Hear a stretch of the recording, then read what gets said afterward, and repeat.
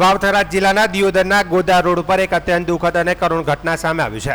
ગોદા road પરથી પસાર થઈ કુદરતી હાજરતે જઈ રહેલા 11 વર્ષીય બાળકનો અચાનક પગ લપસી જતા તે પાણીમાં ડૂબ્યો હતો। જો કે સ્થાનિક યુવાનોની નજર પડતા તેમણે સમય સૂચકતા વાપરી દોરડા વડે બાળકને બહાર નીકાળી રેસ્ક્યુ કર્યું હતું, પરંતુ હોસ્પિટલ પહોંચતા જ તબીબોએ તેને મૃત જાહેર કર્યો હતો। ઘટનાની મળતી વિગતો મુજબ ગોદા રોડ પરથી પસાર થઈ રહેલા 11 વર્ષીય બાળક શ્રવણભાઈ શોભાજી દેવી પૂજકનો કુદરતી હાજરતે જવા ગયેલ, જેમાં અચાનક પગ લપસી જતા તે ઊંડા પાણીમાં ગરકાવ થઈ ગયો હતો। આ દરમિયાન રોડ પરથી પસાર થઈ રહેલા જાગૃત યુવાનોની નજર બાળક પર પડતા તેમણે તાત્કાલિક દોરડા વડે ભારે જહેમત ઉઠાવી બાળકને બહાર નીકાળ્યો હતો। બાળકને બહાર નીકાળ્યા બાદ તુરંત જ 108 એમ્બ્યુલન્સ મારફતે દિયોદરની રેફરલ હોસ્પિટલ ખાતે સારવાર અર્થે ખસેડવામાં આવ્યો હતો। જો કે હોસ્પિટલના ફરજ પરના તબીબોએ તપાસીને બાળકને મૃત જાહેર કર્યો હતો।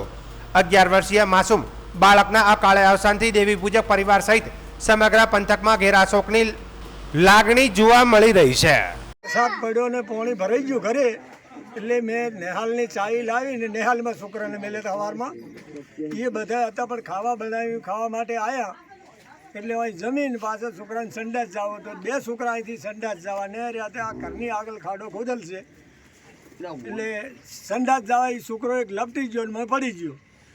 અમે ઘણી કોશિશ કાઢવાની કરી પણ ના એના પાસે દેહે આવ્યા, દેહે પછી મને લુગડા લઈને પડ્યા અને રસો લઈને પડ્યા, પછી દેહે કાઢ્યો છોકરાને ગાઢ્યો, છોકરો ઓફ થઈ ગયેલો હતો।